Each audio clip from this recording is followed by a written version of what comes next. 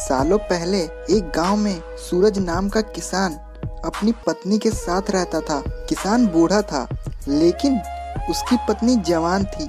इसी वजह से किसान की पत्नी दुखी रहती थी। वो हमेशा अपने ही जैसे जवान पुरुष से शादी करने की चाहत मन में रखती थी। महिला के मन की बात को एक चोर समझ गया। वो रोज महिला का पीछा करने लगा। एक दिन उसने किसान की पत्नी को ठगने के विचार से उसे एक झूठी कहानी सुनाई। चोर ने कहा, सालों पहले मेरी पत्नी मुझे छोड़कर चली गई थी। अब मैं अकेला हूँ। मैं तुम्हारी सुंदरता पर मोहित हो गया हूँ और तुम्हें अपने साथ शहर ले जाना चाहता हूँ। स्त्री यह सुनते ही खुश हो गई।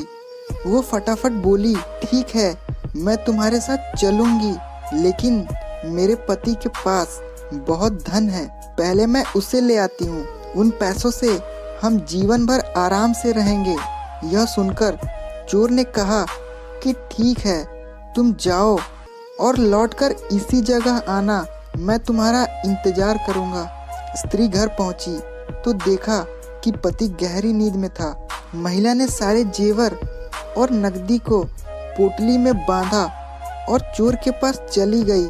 किसान की पत्नी को आते देखकर चोर के मन में हुआ, अब मैं बहुत जल्दी धनवान बनने वाला हूँ। बस अब इस महिला से पीछा छुड़ाने की तरकीब निकालनी होगी। तभी किसान की पत्नी चोर के पास पहुँची।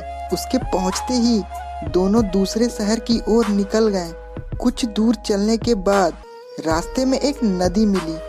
नदी को देखते ही चोर को एक तरकीब सूझ गई। वह महिला से बोला, देखो, नदी गहरी है, मैं तुम्हें इसे पार करवाऊंगा, लेकिन पहले मैं यह पोटली नदी के उस पार रखूंगा, फिर तुम्हें साथ ले जाऊंगा। स्त्री को चोर पर पूरा विश्वास था। उसने कहा, हाँ, ऐसा करना ठीक रहेगा। फिर चोर ने कहा, देखो, तुमने भारी जेवर पहने हैं, ये जेवर भी तुम मुझे दे दो ताकि तुम्हें नदी पार करने में कोई बाधा न हो। यह सुनते ही किसान की पत्नी ने अपने सारे जेवर चोर को दे दिए। पोटली में बंधा धन और महिला के जेवर लेकर चोर नदी के पार चला गया। महिला उसके लौटने का इंतजार करती रही, लेकिन वो फिर कभी लौट कर नहीं आया। अब महिला को बहुत दुख हुआ और उसकी आंखों से आंसू बहने लगे, लेकिन पछतावे के लिए तब तक बहुत देर हो चुकी थी। उसका सारा पैसा और जेवर लेकर चोर जा चुका था। तो दोस्तों, इस कहानी से हमें यह सीख मिलती है कि धोखेबाजी का फल हमेशा बुरा ही होता है। व्यक्ति जैसा बोता है वैसा ही काटता है। इसलिए कहा जाता है कि हमेशा हर रिश्ते में ईमानदारी दिखानी चाहिए।